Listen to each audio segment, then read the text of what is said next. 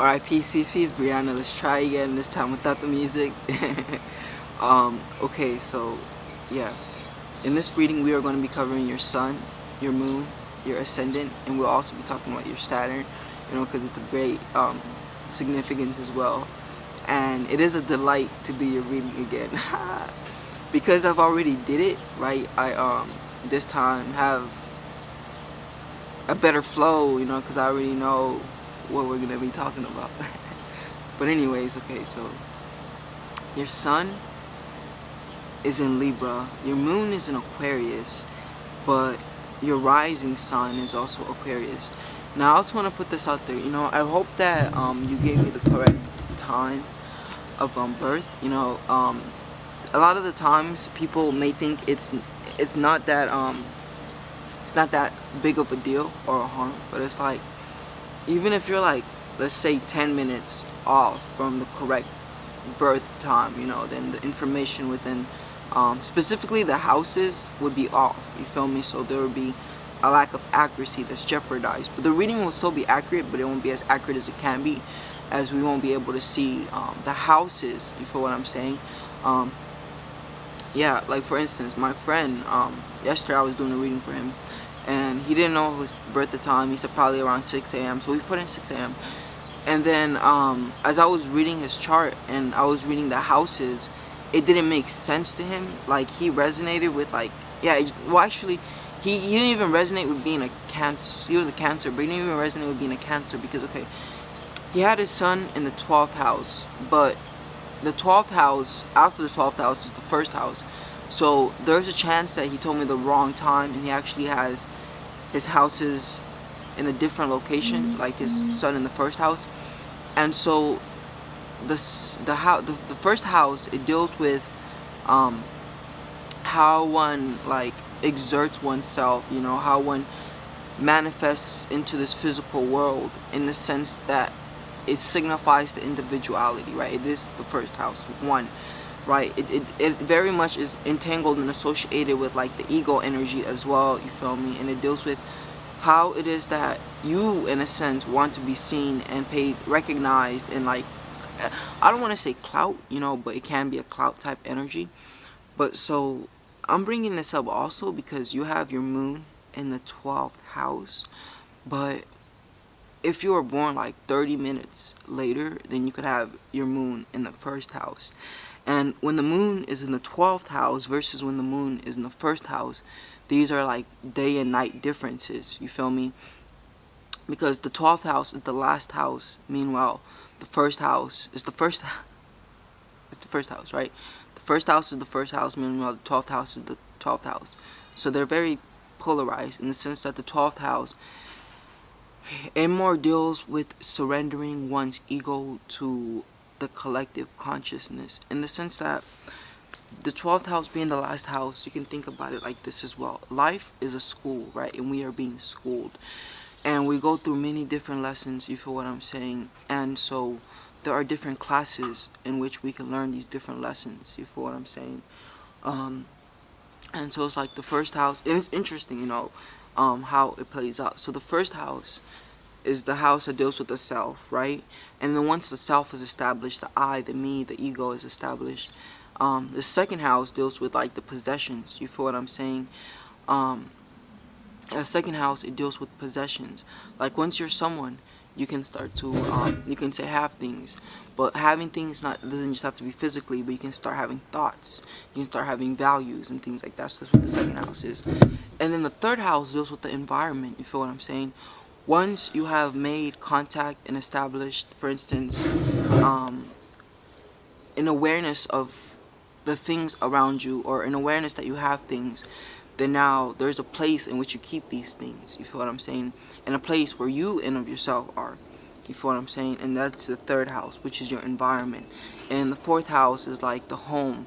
So it's like, now that you're in this environment, like, because the fourth house deals with the shelter, but from an angle of like our home is like the closest aspect to us. This is where we keep our most important things.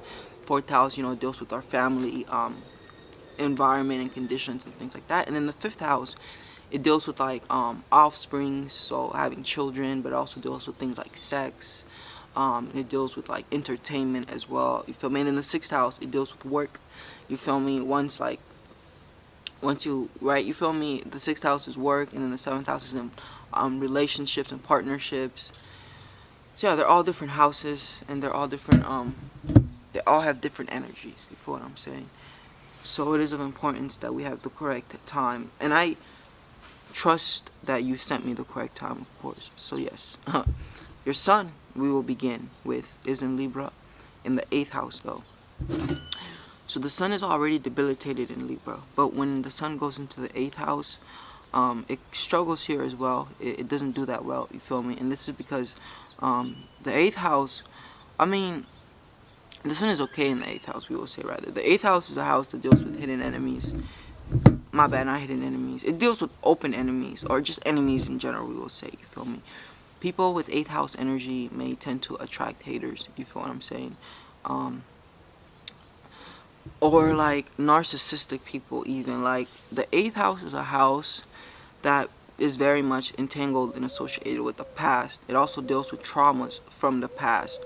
So when there is eighth house energy involved, the past becomes of importance, and going back into the past becomes of importance. You feel what I'm saying? And so yeah, that's why but then that's why the sun struggles here, because this is also a house ruled by Scorpio, the sign of transformation. So these individuals within the life, you can think about it like this also. They are called for to filter bullshit, you feel me, in the life, in the sense that when you think of the number 8, right, it's like a snake eating its own tail, or like a recycling symbol, you feel me. But the eighth house, it's all about transcending one's lower self and breaking into a higher self, you feel what I'm saying. And so like this eighth house energy, like it can produce a lot of hardship and strife as well, you feel me. And so with your sun being in the eighth house and with it being in Libra, so Libra is a sign of the others, you feel me. It deals with the other, you feel what I'm saying. And thus it's a sign of marriage, as it's known. It deals with relations. It deals with how things relate with each other on a one-on-one level. You can think of duality such as winter versus summer. And if I'm not mistaken, right, like Libra, that season is the transition between fall into winter, you feel what I'm saying? Because Scorpio is like when it starts to get cold, right? Scorpio is winter, but before Scorpio is the sign Libra. And Libra, if I'm not mistaken, is like late September to like early October, you feel what I'm saying? So yeah, it is a very in-between energy, you feel what I'm saying? And so because Libra is also an air sign, the air signs, they deal with the intellect, but they also deal with associations, you feel what I'm saying? All the air signs deal with associations. So Gemini is a sign that more deals with associations from a mental angle, in the sense that Gemini is the most personal sign, you feel me? So Geminis aren't per se relating with people like Libra are, but Geminis are more relating with their environment. But then Libra, they are the ones that are very inclined towards relationships and like I feel like a Libra can also be very self-sacrificial, in the sense that they lack assertiveness, and having a backbone, if that makes sense. So the opposite sign of Libra is Aries, right? And Aries is ruled by Mars, the planet of war and aggression. So Aries are very self-driven. They're like in-your-face people, They're not afraid and they don't care, you feel me? Meanwhile, Libra is more inclined towards caring. They're more inclined towards harmony and peace and balance, you feel what I'm saying? And with these energies, it's like you don't just pop up and have them, but it's like you have to go through certain life experiences to become the way that you are, you feel what I'm saying? And so with Libras, a lot of the times a Libra's upbringing and childhood, even like the representation of like relationships, you feel me, in the sense that like the mother and the father, you know, it may have been disharmonious. Like you see, because Libra, it's a sign that can also be superficial. Superficial in the sense that Libra being an air sign, they are incapable of emotions. But I'm just speaking about Libra. I'm not per se speaking about you, because you have like some water in your chart, you feel me? Like you have your Mercury in Scorpio, um, and your Venus in Scorpio as well, which does incline towards making you a sensitive individual and a person who can be emotionally considerate or emotionally aware, you feel me? But um, Libras, and when I say superficial, this is what I mean. A Libra would be willing to settle for the aesthetics or for the look of like peace, you feel me? In the sense that Libras have a willingness to get into a relationship, for example, not because of the harmonious aspect of it, but because it looks good, you feel me? Like Libra, because it's a sign that deals with people, they care a lot about what people think of them as well. And so because of this, they find themselves putting themselves in harm's way for the sake of fitting in or being like everyone else, you feel me? Libra can be very much like the Joneses type energy. And so what happens here is, and it's very important to learn to cultivate like um one's an individualistic energy, you know, an independence type of energy, like, because a lot of the times Libras are attached and entangled in relationships, and even if it's not like in this present moment, you know, it can be like a relationship from the past, you know, that has a Libra messed up, traumatized. You know, there are like Libras, you know, sometimes, okay, because Libra is also exalted in the planet Saturn, you know, and so I already mentioned how Libra can be emotionalist, um, and so the sun, it deals with your expressions, you feel me? So let me give never mind, I was gonna say let me give an example, lawyer, you feel me? But like, nah, I can't, because I was gonna say a lawyer can be someone who has an ability to put on the facade to go to a court and ju- defend a heinous criminal, right, and then go back home and be all emotional and considerate and caring, you know. And so that's the difference between the sun and the moon. The sun is what you are willing to express out into the world.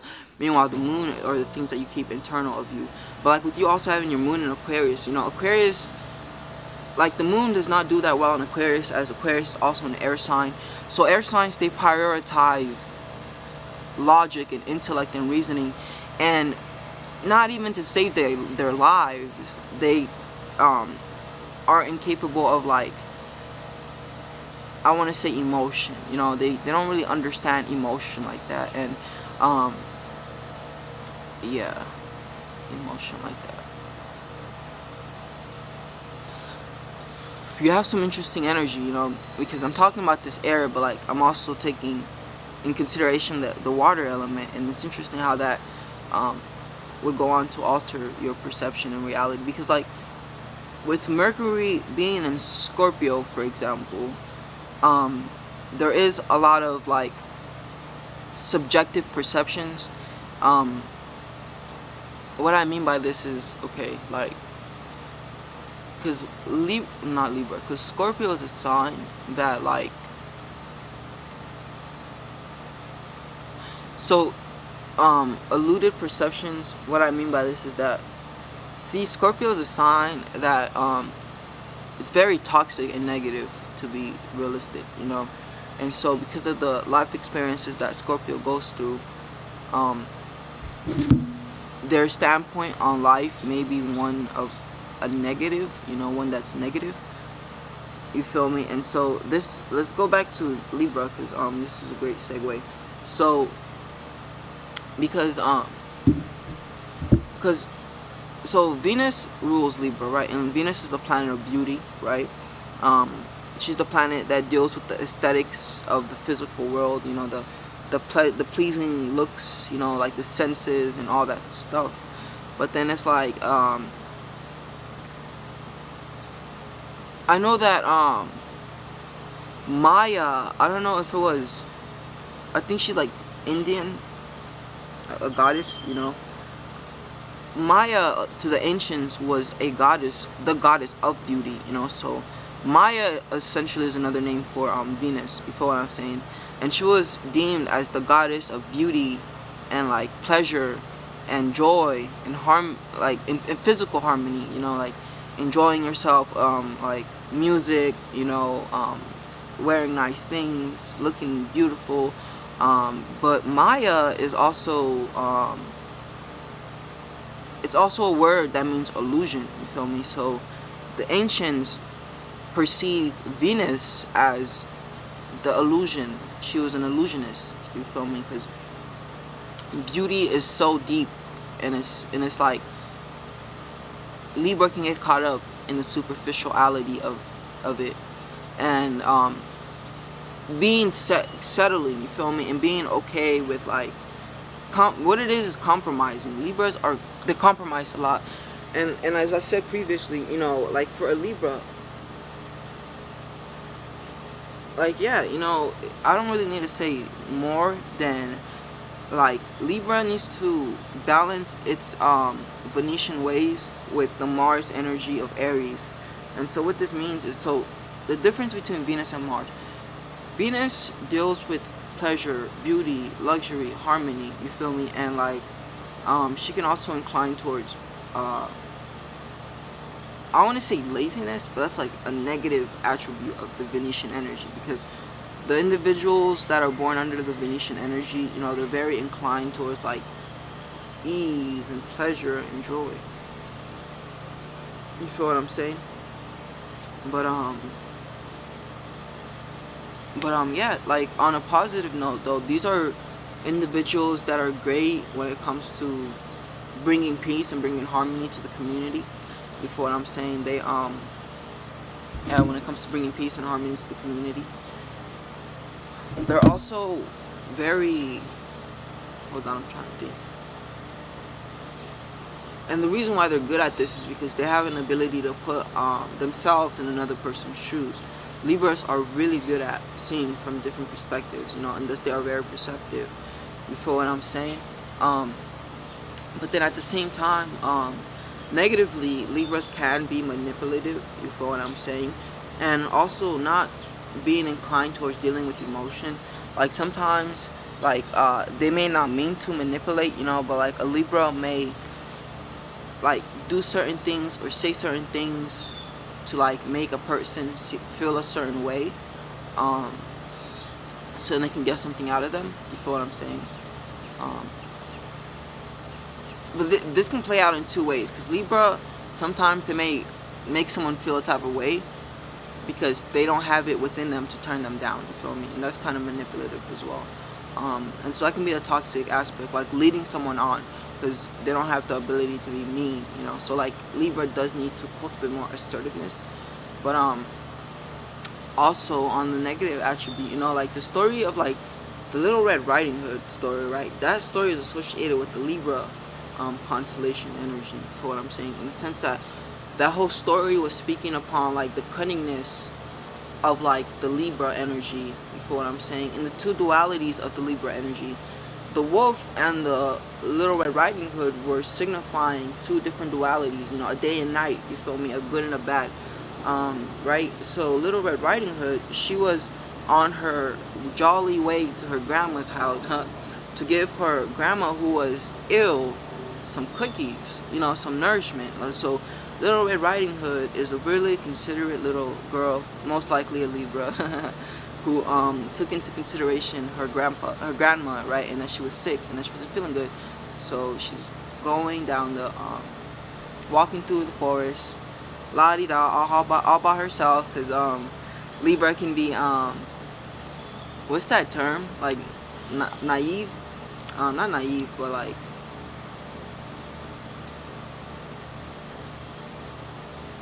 I don't know, like Libra, sometimes it's that aspect of them where they give not inconsiderate.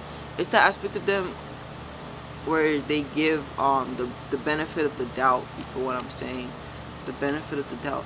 Like, it's interesting though, because because Libras aren't like risk takers or anything like that. But yeah, they can be naive in the sense that they'll give someone the benefit of the doubt, or um, yeah, the word I was trying to use earlier literally escaped me. You feel me? So yeah, she was walking down, walking through the forest all by herself, um, and then the wolf pulls up, right? And so this wolf, right, signifies the more negative attributes of Libra. So the wolf pulls up and he's like, "Hey, where are you going, little girl?" And so initially at first the wolf was like, "Oh, that's my meal. I can eat that." You feel me? But then the wolf sat back and was like, "Wait, or I can manipulate her and she can bring me to something that I can probably benefit from later." You feel me? And so what happens here is, with this energy of the Libra energy, and especially and this is because Libra is exalted in Aquarius. That's why, because Aquarius is a sign that can be very deceptive and manipulative and all that stuff. What I'm saying. And so the wolf was not dumb. It was highly intelligent, right? Libra is very intelligent.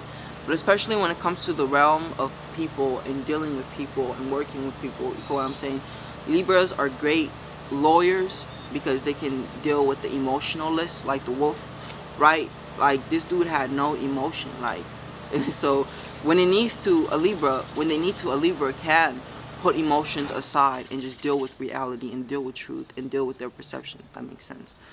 Um, but yeah, so he used his cunning ways, talked to her in a nice, lovely manner, and then he extracted the information he needed from Little Red Riding Hood, and then he went before Little Red Riding Hood. He eats her grandpa, and then he puts on her grandpa's clothing, and now he has a facade, a disguise that he is her grandma, right? And so this is also so revealing about the Libra energy, in the sense that sometimes a Libra will do something or portray a certain energy, either to make someone feel a type of way about them, or to get something out of someone, you feel what I'm saying? Um, in the sense that, for example, if you anger a Libra, a lot of the times a Libra will not show it, right? Because they're always going to be balanced and always going to be harmonized. But it's like, they have a difficulty and a struggle in speaking up for themselves. And like what I was saying earlier, you feel what I'm saying? The disharmony between like the parents, if it was there, that disharmony, like a Libra children in general are irrational, you feel me? So a child will look at their children fighting and they'll think like, am I to blame? Is it my fault? And a lot of the times a Libra will do that, because they take ownership of relationship. Like, that's what their primary focus is, relationships, so. And then what happens is, later on in life, Libras, they don't speak up for themselves because they don't want to, like, move the boat, if that makes sense. Shake the boat, you feel me? So they are quiet and they let people walk over them, you feel what I'm saying? And it stems down to a fear of disharmony. But it's like, the crazy part about this is, Libra is tasked with a need to harmonize themselves internally, you feel me? Balance, find internal equilibrium. Because a lot of the times, internally, Libras are unequilibriumized, you feel what I'm saying? And so their goal is to find balance and harmony and equilibrium, but internally before externally, you feel what I'm saying? Mental balance and harmony. Because Libra also deals with the union between the physical and the internal world. So my bad, I meant to say between the external and the internal world, right? So this is the external world, but then this is the internal world. But then it's like, I just woke up. So like for 8 hours, I was in the internal world. It's like, we're really doing this. You feel me? We're like technically bouncing between the internal and the external world. But there is a relationship. You feel what I'm saying? And Libra signifies that too. Alright, so we've talked a lot about Libra. You feel me? And it's very good that I talked about the manipulative aspects of Libra as well, as you have your sun in the eighth house. You feel what I'm saying? And so this energy is probably projected more than received, but because look, your sun can easily be in the ninth house, right? And the ninth house, unlike the eighth house, is a house that deals with freedom. It deals with philosophy, religion, perception. You feel me? It deals with um, paradigms, how one sees the world. You feel me? And things like that. So they're two different energies, and like, yeah, it can easily be like if you're born at 5 instead of 4, then you're probably having this is just me stressing that in case like you're not resonating with this, that you know what, I'm gonna keep having faith and hope that you gave me the right time. All right, so next, so now let's look into your moon, which is in Aquarius. So the moon is debilitated in Capricorn, and Capricorn is the sign prior to Aquarius, and Capricorn is also ruled by Saturn. You feel what I'm saying?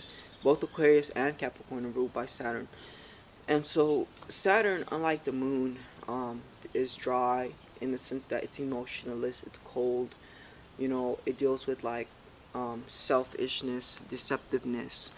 It deals with greed. It deals with it deals with greed, and it deals with power, but the love of power, rather, I should say, because the sun is power. You feel what I'm saying? And with that being said, it's the sun is power and significance, and Libra gives its power and significance to others, being the sign of relationship. You feel me? So it's also important that you take your power back as a Libra.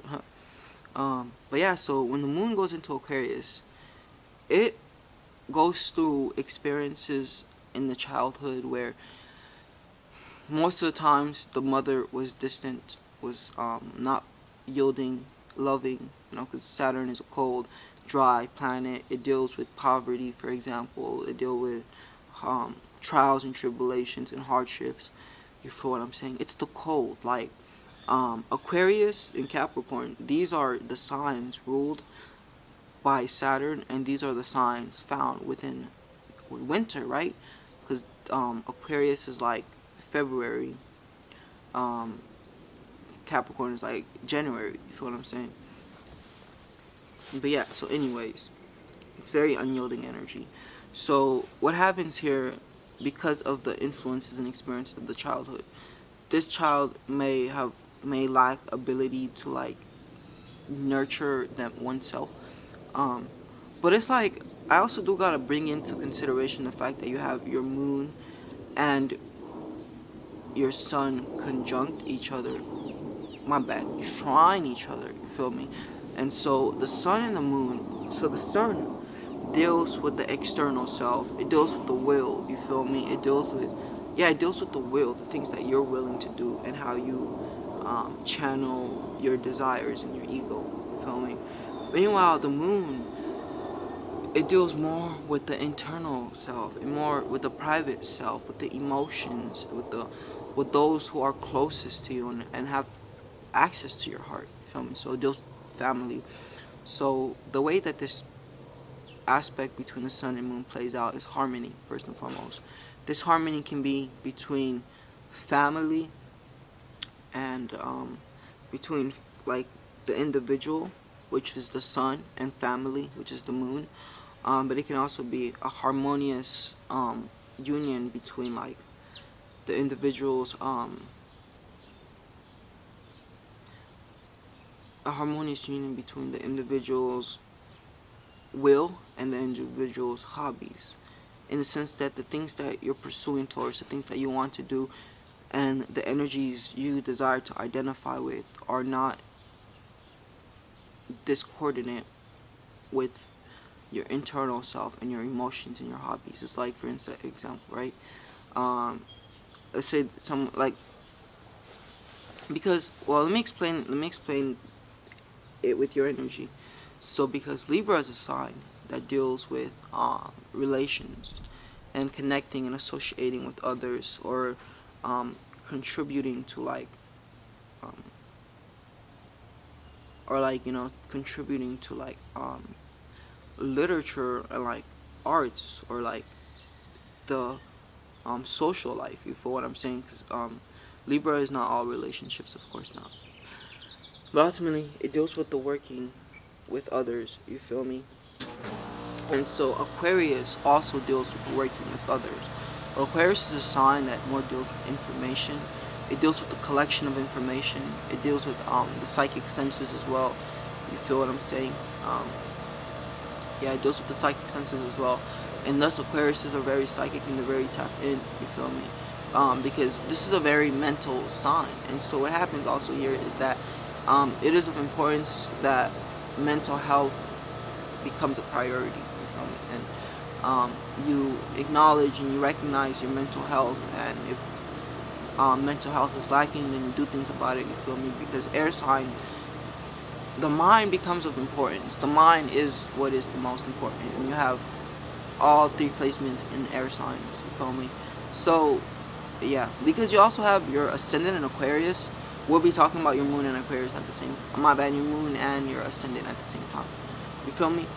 So Aquarius is the last air sign, so it's very unpersonal, like not very inclined and concerned about themselves, but they're more inclined and concerned about like the collective consciousness and like the welfare and the wellness of others, but also at the same time what is right and what is wrong according to the world. You feel me?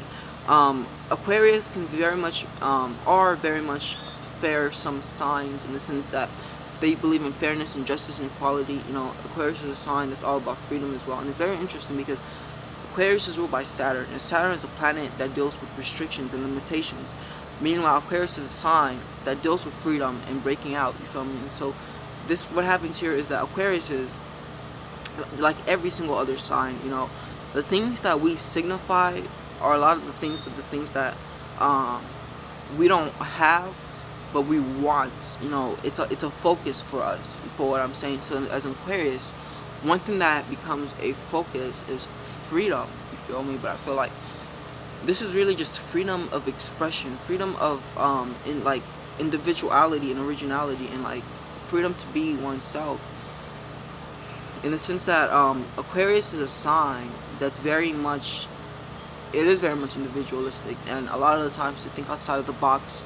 A lot of the times in Aquarius is a misfit, the black sheep. They're misunderstood because their interests are of like science, for example. Their interests are of the occult.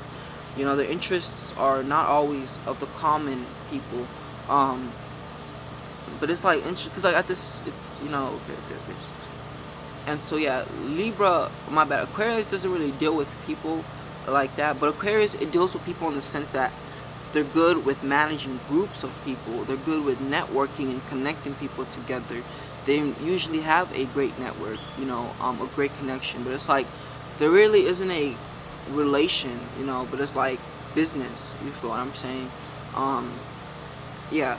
So with like Moon and Aquarius, it's like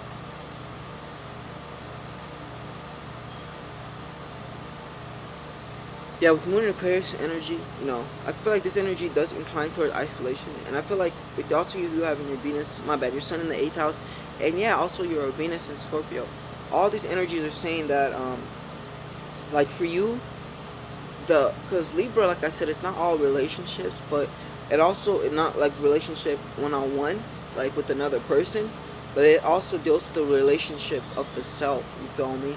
Like a lot of the times, Libra's relationship with self is discordant, and it's like they have to learn how to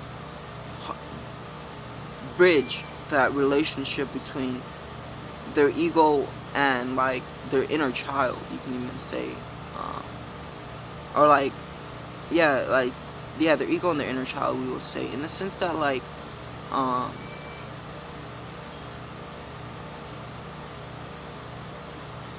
I feel like also because you have your moon in Aquarius, but like because Libra is its exaltation and the air sign, my bad, in Saturn, it can be very doubtful and fearsome as well. You feel what I'm saying?